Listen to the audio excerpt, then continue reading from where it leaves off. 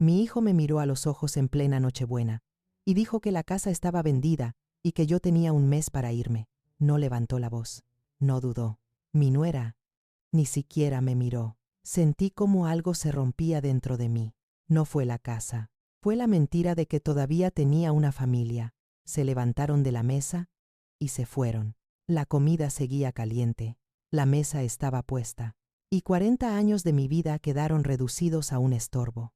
6 meses después, mi hijo me escribió preguntando por qué seguía ahí. Yo miré. Ellos no tenían ni idea de quién había comprado la casa. Antes de seguir, detente un segundo y revisa si ya te suscribiste al canal, porque esta historia no va de lágrimas, va de justicia. Esa noche del 24 de diciembre la casa quedó en silencio. Un silencio espeso, incómodo, como si las paredes también estuvieran conteniendo la respiración. La radio seguía encendida con villancicos mexicanos que sonaban fuera de lugar. El olor del bacalao que preparé desde las 5 de la mañana se mezclaba con el del café frío que nadie tocó. Me quedé sentada frente a la mesa sin moverme. Escuchaba el tic-tac del reloj del comedor, el mismo que mi esposo colgó cuando terminamos de construir esta casa. Cada segundo pesaba más que el anterior. No lloré de inmediato. Primero sentí vergüenza, luego una tristeza profunda que me apretó el pecho, y al final, una calma extraña, peligrosa, como la que llega justo antes de una tormenta. Pensé en todo lo que había hecho para que esa casa existiera. Pensé en mis manos cansadas, en los años vendiendo comida, cosiendo, ahorrando peso por peso. Pensé en mi esposo, en cómo levantamos esas paredes ladrillo por ladrillo, creyendo que algún día serían refugio para todos. Esa noche entendí que no me estaban pidiendo tiempo, me estaban borrando. Caminé por la casa despacio, tocando los muebles, las paredes, los marcos de las puertas. Cada cosa tenía una historia, cada rincón había sido testigo de risas, discusiones y reconciliaciones. Y ahora todo parecía ajeno, como si ya no me perteneciera. Entré a mi habitación y me senté en la cama. El silencio era tan fuerte que me zumbaban los oídos. Ahí fue cuando empecé a recordar cosas que durante meses había decidido ignorar. Recordé los papeles que firmé sin leer bien. Recordé las visitas cada vez más cortas de mi hijo, las excusas, las miradas esquivas de mi nuera, las conversaciones que se cortaban cuando yo entraba al cuarto. Recordé una tarde en la que escuché mi nombre desde la cocina y luego silencio. Recordé cómo me dijeron que todo era solo un trámite, solo para ayudarlos con el banco. Recordé haber creído. Abrí el cajón donde guardo mis documentos. Todo estaba ahí, ordenado, como siempre, pero algo no encajaba. Las fechas, los nombres, las firmas. Sentí un escalofrío recorrerme la espalda. Por primera vez pensé que esa Navidad no había sido el principio, sino el final de algo que llevaba tiempo gestándose. Volví a la sala y me senté en el sillón donde mi hijo hacía la tarea cuando era niño. Las luces del árbol seguían parpadeando, indiferentes a todo. Me pregunté en qué momento dejé de ser su madre para convertirme en un obstáculo. El amanecer me encontró despierta. La luz mostró la mesa todavía puesta, los platos intactos, las sillas vacías. Esa imagen se me quedó grabada como una herida abierta. Fue entonces cuando tomé una decisión silenciosa. No iba a rogar, no iba a suplicar, no iba a salir de esa casa como una intrusa. Si ellos habían decidido sacarme de mi propia vida, yo iba a entender primero cómo lo habían hecho, porque algo dentro de mí lo sabía con certeza. Esa historia no estaba completa. Había papeles que no entendía, había silencios demasiado largos. Y había alguien más, una pieza que todavía no alcanzaba a ver. Me levanté, lavé los platos, apagué la radio y abrí las ventanas. El aire frío de la mañana me despejó la mente. Yo no me iba a ir sin conocer la verdad, y cuando la conociera, nada volvería a ser igual. Los días siguientes a esa Navidad pasaron lentos, como si el tiempo se hubiera vuelto espeso dentro de la casa. Mi hijo no volvió a llamar, mi nuera tampoco. El silencio se convirtió en una respuesta constante. Yo seguía levantándome temprano, preparando café, barriendo el patio, fingiendo que la rutina podía sostenerme, pero cada objeto parecía mirarme distinto, como si ya supiera algo que yo todavía no quería aceptar. Una mañana encontré en el buzón una carta del banco, nada dramático a simple vista, solo un aviso más, de esos que uno suele guardar sin leer con cuidado. La abrí por costumbre, y sentí cómo el estómago se me cerraba. Mi nombre estaba ahí. Sí, pero también había cifras que no reconocía, plazos, movimientos, firmas que se parecían demasiado a la mía. Me senté en la mesa de la cocina y volví a leerla despacio. Había un préstamo a mi nombre, uno que yo no recordaba haber solicitado. Quise pensar que era un error, que todo tenía una explicación sencilla, pero algo dentro de mí ya no se calmaba con excusas. Ese mismo día busqué en el cajón donde guardo las escrituras. Las saqué una por una, extendiéndolas sobre la mesa como si fueran piezas de un rompecabezas. Fue ahí cuando lo vi con claridad.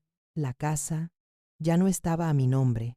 Sentí un mareo fuerte y tuve que apoyarme en la silla para no caer. Las letras eran claras, las fechas también. La firma era la mía. Recordé ese día perfectamente. Mi hijo había llegado nervioso, hablando rápido. Decía que el banco les estaba poniendo problemas, que necesitaban ayuda, que solo era un trámite temporal. Mi nuera asentía en silencio, con esa expresión dulce que siempre usaba cuando quería algo. Tú seguirás viviendo aquí siempre, mamá. Eso fue lo que me dijo, y yo le creí. No pensé en abogados, no pensé en consecuencias. Pensé en mi hijo, pensé en su futuro. Pensé que una madre no necesita protegerse de su propia sangre. Ahí entendí que la traición no siempre llega gritando. A veces llega en voz baja, firmada con tinta azul y palabras bonitas. Los recuerdos empezaron a ordenarse solos en mi cabeza, las visitas cada vez más cortas, las llamadas que ya no llegaban, los domingos que dejaron de ser sagrados. Empecé a notar detalles que antes me parecían insignificantes. Mi nuera hablando de la casa como si ya no fuera mía, opinando sobre vender muebles, sugiriendo cambios que yo no pedí. Una tarde, mientras regaba las plantas del patio, escuché voces dentro de la casa. Habían venido sin avisar. La ventana estaba abierta. Ella hablaba por teléfono. No sabía que yo estaba ahí. Decía que todo estaba casi listo, que solo había que aguantar un poco más, que yo no entendía nada de papeles, que firmaba lo que me pusieran enfrente. Me quedé paralizada. El agua seguía cayendo sobre mis zapatos, pero no podía moverme. Escuché el nombre de un comprador. Escuché cifras. Escuché risas. En ese momento sentí algo que nunca había sentido antes hacia mi propio hijo. No fue odio. Fue una decepción tan profunda que dolía más que cualquier grito. Esa noche no dormí. Me senté en la cama con los documentos sobre las piernas, repasando cada línea una y otra vez. Todo encajaba demasiado bien. No me estaban echando de la casa. Me estaban ejecutando un plan pensado con tiempo, con paciencia, con frialdad. Los días siguientes confirmé lo que ya sospechaba. Había más movimientos bancarios, más decisiones tomadas sin mí, más mentiras pequeñas que juntas formaban una verdad enorme. Mi hijo empezó a llamarme solo para preguntar si ya había encontrado dónde irme, siempre con prisa, siempre incómodo. Yo respondía lo mismo, que estaba buscando, que necesitaba tiempo. Y mientras ellos pensaban que yo estaba derrotada, algo empezó a cambiar dentro de mí. No gritaba, no discutía, observaba. Empecé a anotar fechas, nombres, detalles, como quien se prepara para algo que todavía no tiene forma, pero ya sabe que llegará. Una tarde fui al centro de la ciudad. Entré al registro de la propiedad con las manos temblorosas. Pedí información. Esperé. Cuando me entregaron los documentos oficiales, mis peores miedos se confirmaron. Legalmente, yo ya no tenía nada. Salí de ahí caminando despacio. Me senté en una banca del parque y lloré como no lo había hecho en años. No por la casa, sino por la certeza de que mi propio hijo había sido capaz de quitarme el suelo bajo los pies. Ahí, con el sol pegándome en la cara y las palomas caminando alrededor, entendí algo fundamental. Si seguía esperando compasión, iba a perderlo todo. Volví a casa con una decisión clara, aunque todavía no sabía cómo llevarla a cabo. No iba a enfrentarme desde la rabia, iba a hacerlo desde la inteligencia, porque cuando una madre deja de suplicar y empieza a observar, ya no es debilidad, es preparación. Y sin que ellos lo supieran, yo acababa de dar el primer paso. Después de ese día ya no volví a mirar la casa de la misma forma. Cada pared, cada cajón, cada carpeta guardaba algo que yo no había querido ver. Y ahora todo empezaba a hablarme. Comencé por lo único que todavía sentía bajo mi control: los papeles. Pasé horas sentada en la mesa del comedor revisando documentos viejos, recibos, estados de cuenta, cartas que nunca abrí porque confiaba demasiado. Descubrí pagos que no recordaba haber autorizado, fechas que no coincidían con lo que me habían dicho, firmas que se parecían a la mía, pero no del todo. Había algo más, algo que no encajaba. Una noche, mientras buscaba una carpeta azul que solía guardar en el ropero, encontré un sobre que no era mío. No tenía nombre, solo estaba ahí, escondido entre cobijas viejas. Lo abrí con cuidado. Dentro había copias de documentos, números escritos a mano y un nombre que me heló la sangre. El comprador no era un desconocido cualquiera, era alguien que ya había estado cerca de nosotros antes. Sentí cómo el corazón me golpeaba fuerte en el pecho. Todo empezaba a tomar forma, pero todavía no entendía el cuadro completo. Al día siguiente, decidí hacer algo que nunca había hecho. Pedí ayuda. Fui a ver a un notario al que conocía desde hacía años, amigo de la familia. Me recibió con una sonrisa cansada y me ofreció café. Cuando empecé a contarle la historia, su expresión cambió. Revisó los documentos en silencio. Leía despacio. Volvía a leer. Al final levantó la vista y me dijo algo que me dejó sin aire. Legalmente, usted ya no es la dueña. No me sorprendió. En el fondo ya lo sabía.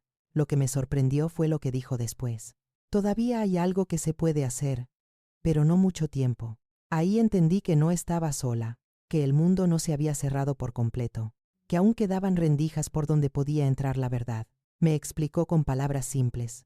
La venta no se había cerrado del todo. Había cláusulas, había vacíos y, sobre todo, había prisa del otro lado. Salí de esa oficina con la cabeza llena y el corazón latiendo fuerte. Por primera vez desde Navidad, sentí algo parecido a esperanza. Empecé a moverme con cuidado, a llamar a quien debía llamar, a preguntar sin levantar sospechas. Descubrí que mi nuera había hablado con más personas de las que yo imaginaba, que había planes hechos sin mi conocimiento, que el dinero había pasado por varias manos. Un nombre se repetía una y otra vez, siempre el mismo, siempre ligado a decisiones que yo nunca tomé. Cada vez que juntaba una pieza nueva sentía miedo, pero también una claridad extraña, porque mientras más sabía, más entendía que no había sido un impulso, había sido una estrategia. Una tarde, revisando mensajes viejos en un teléfono que casi no usaba, encontré algo que me dejó sin respiración, una conversación guardada por error. Palabras que nunca debía haber leído, pero que necesitaba conocer. Ahí estaba todo. La forma en que hablaban de mí, la manera en que calculaban el tiempo, la seguridad con la que asumían que yo no haría nada. Me senté en la cama con el teléfono en la mano y cerré los ojos. No oloré, no temblé. En ese momento supe que ya no era la misma mujer que se había quedado sola frente a la mesa en Navidad. Algo se había endurecido dentro de mí. Guardé copias, hice respaldos, anoté fechas y nombres. No por venganza, por justicia. Mi hijo seguía llamando cada semana, siempre con la misma pregunta, siempre con el mismo tono impaciente. Yo respondía igual, que seguía buscando, que pronto me iría.